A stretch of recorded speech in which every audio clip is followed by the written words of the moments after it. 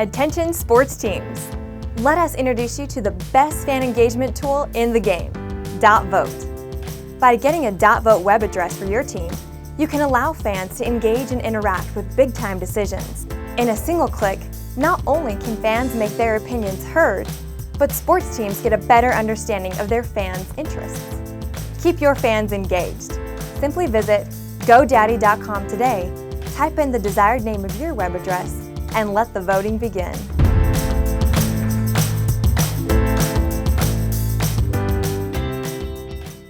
The Chiefs are 0-2. Joe Burrow is down and out. Week 2 in the NFL shows us how quickly things can change. All that and a whole lot more on a fresh episode of Gordon Damer on Sports right now.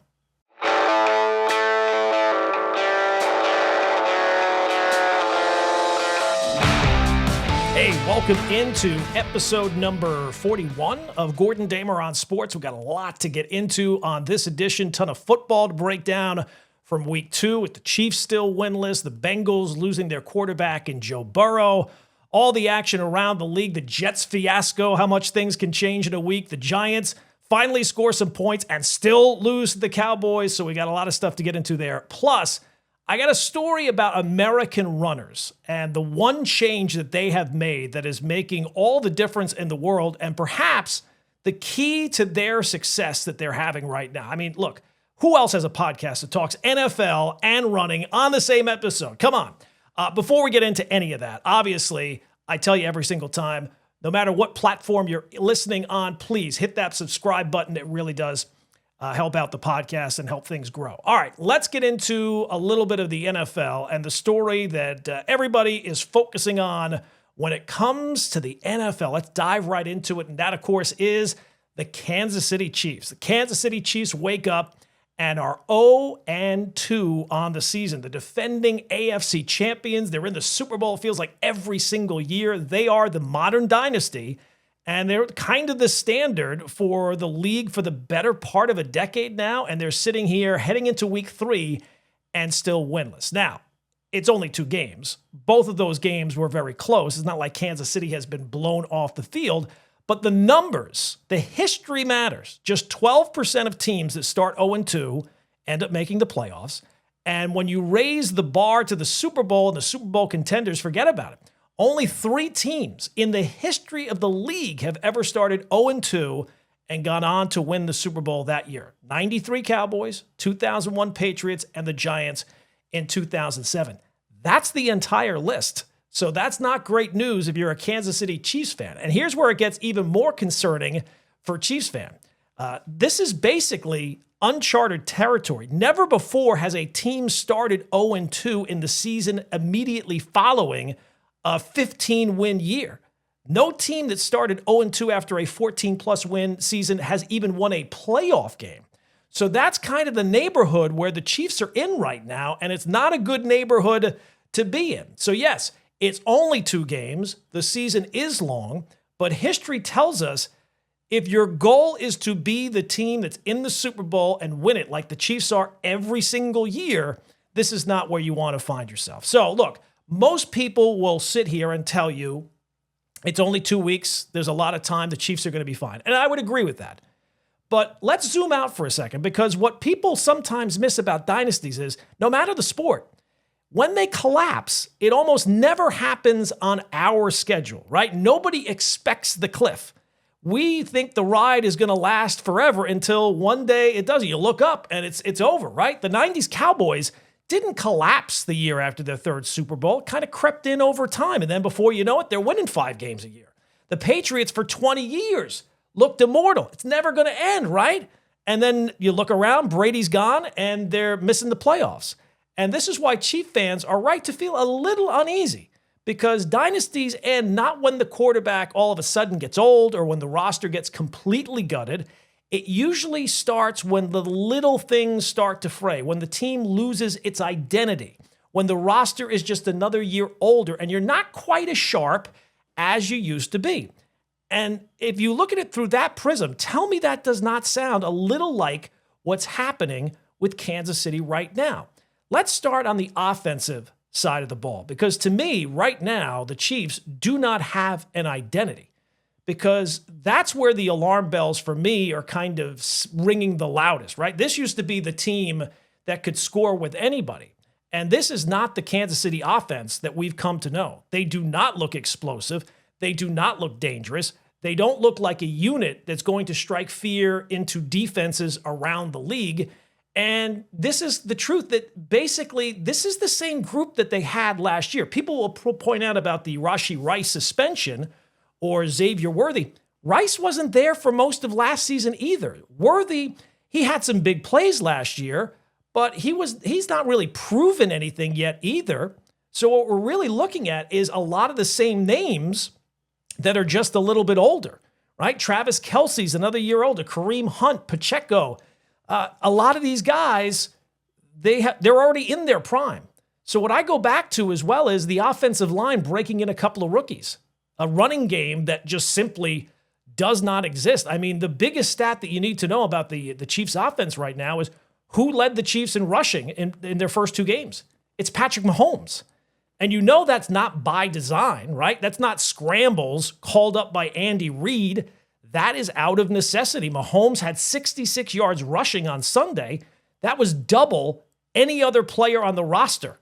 That makes him just the second quarterback since 1950 to lead his team by that wide a margin in back-to-back games to open a season. The only other guy who's even close is Cam Newton back in 2020. Cam Newton was a design runner. Patrick Mahomes is not. So that's not an identity. That's not part of their plan. They're doing that. He's doing that out of desperation. Now, look, Mahomes does run at times, but those are usually later on in the season, playoff time, Super Bowl time. To see him doing it this early tells you all you kind of need to know about the state of the offense. And it's not very good. And then there are the mistakes. Obviously, they were clear against the Eagles, the 4th and 1 early in the third quarter. Andy Reid decides to go for it. Kareem Hunt gets absolutely stuffed. They had a handful of second half errors that just killed drives. Obviously, the Kelce play that everybody is talking about, that's not buttoned up. That is not Chiefs football. And if you're waiting for the cavalry to arrive, yes, Rice will be back after the 6 weeks, and Worthy should be back even sooner than that, and things should improve. But the offensive line, which was such a problem in the Super Bowl, you would think the left side is going to get better. But ask yourself this. Is this an offense with a clear plan, or is this just an offense that is relying in the power of Mahomes to bail them out? Right now, to me, it certainly looks like the latter, right? And Mahomes is still amazing, but you can only rely on that for so long. Now, the other side of the ball, the defense, there's not really anything to point out and say, oh, well, this is a problem, that's a problem. It's been okay. They've kept both games winnable. They haven't been torched by any stretch of the imagination, but do they look like the kind of defense that you can hang your hat on? Now, again, it's early, but if the offense doesn't start to pick things up here, is that a defense that's going to be able to shut people down? You know, last year, people have brought up this stat. Kansas City was 11-0 in one-score games. That is unheard of. And more importantly, it's unsustainable, right? That was a defense that bent but didn't break. And this year, through two games, again, you don't want to get carried away. Those were two winnable games, and the defense could not get the key stops, and it turned out to be 2 losses. So you're sitting here 0-2 to start the season. Now, again, to be fair, they played tough opponents. They had to fly to Brazil in the opener with the Chargers. The Eagles are no layup. So the defense, was a strength. But if it were a true strength, I think we'd be talking about a team that was 1-1. And instead, they're 0-2. So the real problem is not about making the playoffs, and I think most people would agree on that. Where the real problem is for the Chiefs is, again, what's their goal? Super Bowl or bust. It's not about making the playoffs. It's about going on a playoff run. So I think that they're clearly going to make the playoffs, unless barring an injury to Mahomes. I still think they'll win their 10 or 11 games. I don't think that they're about to fall off the map. The problem is not the getting in. The problem is when you're in. And the biggest advantage Kansas City has had during its run here is usually they are the number 1 seed, right?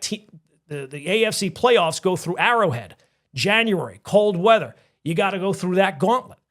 That's kind of been their cheat code. Well, at 0-2, the road to that number 1 seed doesn't look so good. And history basically tells you it might be impossible. And if you don't have that, the problem is you're staring at a playoffs where you don't get to beat either the Bills or the Ravens.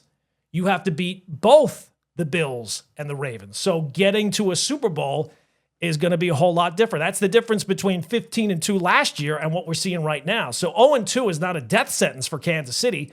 They have always found a way to get into the playoffs, but this year it's going to be a tougher road because it's pretty clear they're not winning 15 again, right? They're not going to roll off, I don't think, 15 in a row. An 11-win season, that's great. But the bar for Kansas City is higher than just making the playoffs or just winning the AFC West. So where does that kind of leave us with Kansas City? Should fans be concerned? Should they be panicking? If you hate the Chiefs, should you be celebrating? I don't think you should be celebrating just yet because they are the favorites until they get eliminated. But again, the bar for Kansas City is not just make the playoffs. I think that they'll be in the playoffs. Mahomes and the officials will make sure of it. And you would have to expect, the NFL season goes by quickly, but a lot changes in the course of the year. Team comes together in the course of the year. So I don't think this is the Chiefs in their final form. But if you are sitting here through 2 weeks and the bar is win the Super Bowl and you're 0-2, there has to be some concern. And again, dynasties don't announce when they're going to be out of time. They just kind of fade and they just kind of slip. And then all of a sudden, before you know it, they're not quite as sharp. They're not quite as explosive. They're not quite as unbeatable as they once were. So 0-2, no clear offensive identity, basically handing the ball to Patrick Mahomes, running for his life, and a defense that's still good, but not the number one team. It's not a shutdown unit. You have to at least ask the question, are we beginning to see the end of the Chiefs' run as the team in the AFC? Only time will tell. They'll probably get healthy this week against a Giants team. I'll say this. I don't think they're going to be 0-3. I think that's pretty safe to assume. But after that, the schedule is not kind. And that climb is going to be difficult. So sooner or later, all good things end. I don't think it's going to end yet for the Chiefs, but at least some of the warning signs, they might be there. And Kansas City, and look, some of their guys, they got to get some guys back, but some of the other guys, they got to show up as well. One more thing before we move on about the Chiefs. Before their game against the Eagles on Sunday, a couple of the players, including Travis Kelce, wore T-shirts that read "Free 4," and that was in reference to the suspended Rashee Rice. He's suspended for the first 6 games. Let's be clear about this.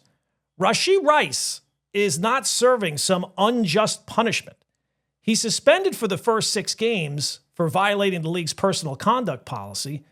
The violation was he was involved in a high-speed crash in Dallas in 2024. He pled guilty to 2 felony charges and was sentenced to 5 years probation and 30 days in jail. That was the punishment. And that's it. And somehow some of his teammates are making him out like he's a victim that is being unfairly punished. Again, let's remember what happened. Rashee Rice was driving 119 miles an hour in a Lamborghini drag racing when he crashed into 6 cars. 4 people were injured, and he's lucky no one died. And instead of staying at the scene and helping those that he impacted, he took off. He fled. So this was not a minor mistake. This was reckless, it was dangerous, and it was criminal. It was behavior that could have cost people their lives. He got lucky. And yet you've got players wearing "Free 4" shirts like he's being treated unfairly, like the NFL has come down unfairly on him, as if he didn't get the lightest possible outcome given the circumstances. Andy Reid was asked about it on Monday, and of course he defended his players. He claimed, I didn't see the shirts before the game. Let's be honest. Even if he did, he wasn't going to do anything about it. Nobody ever criticizes Andy Reid because he's universally beloved and he's obviously successful. But this is the same guy presiding over a locker room where his players are turning someone who endangered lives into a sympathetic figure. It had nothing to do with him that people weren't killed in that crash. It was all-time lucky that no one died. So Rashee Rice is not a victim. He's lucky that no one was killed and that his punishment was not far harsher. And those shirts were a disgrace, plain and simple. And the fact that no one around the Chiefs organization seemed to recognize that tells you all you need to know about the insulated, tone-deaf bubble that NFL players sometimes live in. All right, so that's the one thing out of the way. The other major story this weekend that moves forward is the injury to Joe Burrow. So let's start with this. If an injury requires surgery and keeps you out like 3 months, if not longer, and possibly derails your entire season in week 2, it should not be called turf toe. Turf toe sounds something like you walk off in I got a little turf toe, right? Like that should not be something that derails a quarterback season in September, and there's a chance we don't see him at all again the year. And if he is, he's back by Christmas. Call it death toe. Call it detachment. Something else other than turf toe.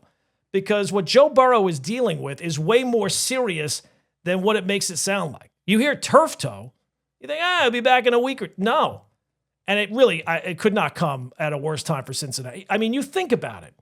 For the first time in the Zach Taylor era, they actually started 2-0. They usually dig themselves this giant hole, and they got to climb out of it, and they can't win the division as a result.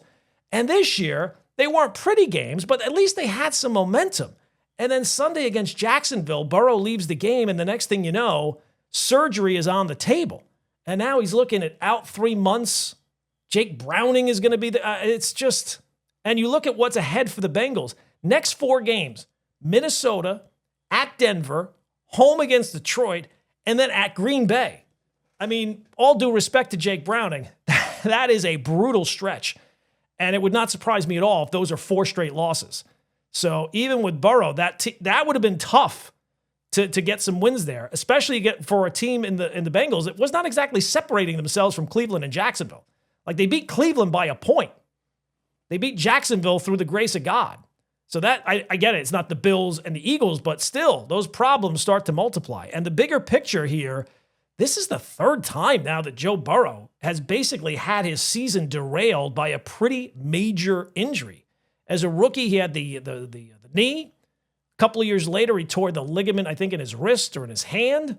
And now it's his foot. So it's not even, I guess it's better that it's not one area repeatedly, but still severely compromised. It's, if you're a Bengal fan, it feels cruel because when Burrow plays, I like to see the stars of the sport perform at the highest level.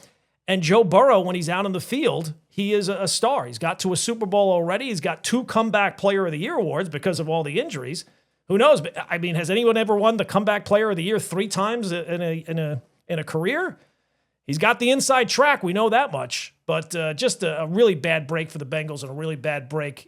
We complain about all these rules for quarterbacks. When you don't have the quarterbacks, boy, it's tough to watch these games. Speaking of tough to watch these games, could the season have started any worse for the New York Giants? Week 1, they basically don't score at all. Week 2, they finally score 37 points. Oh, my goodness. And they lose, and not just lose in gut punch fashion after giving up 2 separate 3-point leads in the final minute of regulation. Oh, boy, that's a tough one. And on paper, that should be progress. I mean, last season it took the Giants, I think, 3 almost full games for them to score 37 points. But look, it doesn't really matter if Russell Wilson looked like vintage Russ. And it doesn't really matter if the offense moved the ball. It was nice to see some offense for a change because usually the Giants lose and they're just so boring. But that was a winnable game. And for this team, I don't know how many more of those there are going to be. I guess that kind of performance lets you know that it's in there.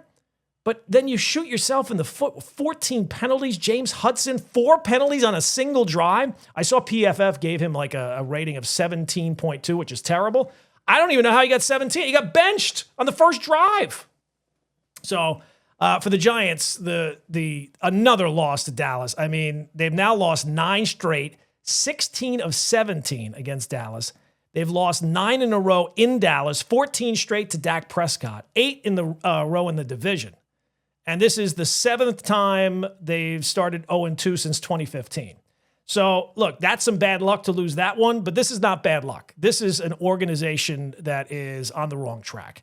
And we all knew about the schedule. That's why these first 2 games were so important. Chiefs, Chargers, Eagles, 3 of the next 4 games. So good luck digging out of that. So from a wins and losses standpoint, this is shaping up to be another year that is over by Halloween. So it's not, that's really bad. Their own stuff is really bad. And then to make it worse, everything's going wrong. The MVP of the league through 2 weeks, who would you say it is? Might be Daniel Jones. Daniel Jones' absence is somehow the best thing to happen to the Giants offense. Meanwhile, Saquon Barkley thriving with the league's best offensive line.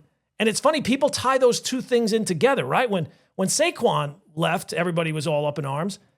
But we knew the talent was there with Saquon, right? He went to the perfect spot. Daniel Jones was left for dead. And if it turns out, and I'm still questioning it, but if it turns out that he's a legitimate quarterback, that is as big an indictment on Brian Daboll as there possibly could be. If this guy goes somewhere else and now all of a sudden he's like a real deal quarterback, top 10, top 12, whoo boy, it's not looking good for Brian Daboll lasting beyond this year. You know, you have a team that beats itself with all those penalties, and this dude is supposed to be the offensive guru. And every year it's basically been the same story. Now look, they did score some points. That's great. But the idea that Daboll's fate rests solely on Jackson Dart, I think, is short-sighted. We've already seen how 2 losses have sucked all of the enthusiasm, if there was any, completely out of the Giants. Now it's about proving that this was not just a one-off in Dallas. Go out. You got the Chiefs this week. Again, you got to win some games at some point if you want to stay the head coach. Go out, at the bare minimum, go out and score some points against Kansas City. Then at least we can maybe believe that the season is not completely over. But you got to start showing me something. Some wins, some offense. The offense is nice. We got to see some wins here. Speaking of, every single year in the NFL, the overreactions in week 1 are hysterical. You go back later in the season, right? You hit November, December. Half the things that people said after week 1, they basically look like they came from another planet. You know, usually though, it takes a couple of weeks. You got to get to October, November. The Jets, on the other hand, managed to make a lot of the things people said about them in week 1 look absolutely ridiculous. And last week I sat here and said, boy, that was the best I've ever seen Justin Fields play. Fast forward 7 days, and now I can say, boy, that's the worst I've seen Justin Fields ever play. I mean, he left the game with a concussion. Oh my God, that offense completely imploded around him. That was just an outright, and this is why I said before the season, the one thing that you wanted if you were a Jet fan was to see Justin Fields play every single game. Not just to get the reps and the continuity and get a fair evaluation, because we knew if you saw Tyrod Taylor at any point, that's a really bad sign. And now we're going to get Tyrod Taylor almost certainly because of the concussion. And we know what Tyrod Taylor is. He is not an NFL starter. So the plan here was to hopefully be able to invest in the quarterback long term. You might have your answer on the quarterback through 2 weeks. But, you know, it was not just the quarterback. The run defense, 224 yards allowed. It gave up 130 to James Cook. That's the most they've given up since 2021. The Bills finished with 403 total yards. The Jets had 154. They had 25 first downs. The Jets had 11. They went 0 for 11 on third down. 0 for 11. And so much for the 1-2 punch at running back. 39 yards on 12 carries. So the reality check is the offense is going to have some ugly days, especially against top competition. The Bills are really, really good. So that is part of the process. That's part of the evaluation. But let's not pretend that this is a quick turnaround. You know, the fans that were riding high after week 1 talk about, you know, Aaron Glenn is really building something here. Maybe he is. But if you're a fan, could we take a breath? Can you let it breathe a little bit? Because you sound ridiculous. And Jet fans better hope that that was rock bottom. Because if it's not, it's going to be a very long season. And that game on Sunday looked a whole lot like the Robert Saleh years and the Adam Gase years. So they better fix it and fix it quick. The Jets have some winnable games, and they've got to win some games. This year is not about necessarily wins and losses. It's about showing that you know what you're doing. If you're Aaron Glenn, if you're the new coaching staff, it's a new day, and we know what we're doing. We're not like the past regimes. We know what we're doing. Well, on Sunday, they did not look like they know what they were doing. It looked like the same old Jets. Remember college?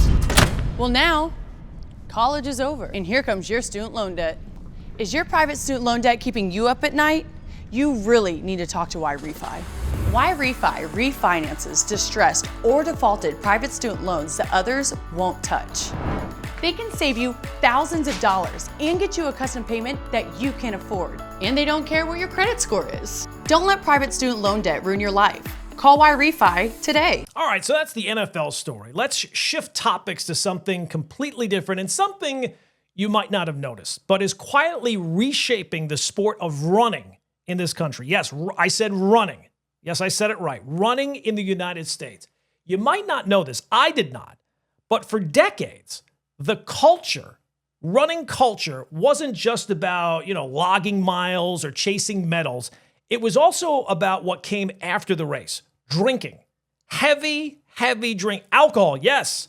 Rachel Bachman at the Wall Street Journal wrote a great piece on this. Post-race culture used to mean going from the race and then basically running to the bar. You would finish the Fifth Avenue mile in New York, and the fastest men and women on the planet would, break down Manhattan, hit the tape, and then head back to the pub and get wrecked. That was the tradition even just a couple of years ago. And if a top runner had a break in between races, odds were they would kick it off with a big night of drinking. That was the culture. That was the way things were. That's just the way things always were. But that is now mostly history. And there's a lot of reasons why it's happened, but that culture is basically gone. New generation of runners in the United States is getting rid of the bar, and they're using wearables, basically, sleep trackers, altitude camps, lactate tests, making sure they get at least 9 hours of sleep, because basically they're looking for any edge they can get. And anytime they can find one, they're grabbing it with both hands. And the results, they're in it. The results are there. Paris Olympics, U.S. men won a record 5 medals between the 1,500 and the 10,000 meters. This year, Americans broke world records in indoors in both the mile and the 5,000. So Nick Willis is the Olympic medalist from New Zealand. It's shown up there too. He said the decline in partying is one of the biggest reasons behind the surge. And of all the advances, all the tech gear, all the training, that one of the most impactful changes might be just as simple as not drinking. And he remembers when guys, a few guys skipped alcohol, right? There was a couple of guys. But now he says it's the majority of people. And Grant Fisher, he's the face, basically, of this movement. Now, it's not just drinking with him. He sleeps 9 to 10 hours a night. He takes naps. He does blood tests to fine-tune his training. During the Olympic trials, he went back to Park City between races to help with the altitude. That helps him. But also, he said he wanted to avoid the party scene in Eugene. And he thought to himself, you know what? If avoiding beer gives me even one extra second, then that's worth it. That kind of makes sense, right? Especially in racing. And that is the new mentality. And it's been this massive shift from the old days where road races, I didn't know this as well, used to be literally sponsored by beer companies. When you'd finish a 10K, there would be unlimited free beer waiting. And one old school runner said that he would smell like gin in his sweat the next morning. So that used to be what was normal. But now the pendulum has swung completely the other way. Now, part of this, the research said, is generational. Gallup says nearly half of Americans don't drink at all anymore. And also a big part of this is the pandemic. That's when a lot of people started taking a look at all this wearable tech, Oura rings, Whoop bands, all that type of stuff, and how badly alcohol tanks recovery. And now they have some real data. It's not just some good feel-good trend. There's some actual evidence behind it, and that's why it's caught on so strongly, especially in racing. Again, every second matters. Marathoner Reed Fisher says his heart rate basically gets cut in half after a night of drinking. So that's like going from race ready to wrecked overnight. And it's not just the major guys, even schools. BYU, they have a no alcohol policy. That used to be a deal breaker for a lot of athletes that might have thought of going there. Now, suddenly they're using it as a recruiting tool.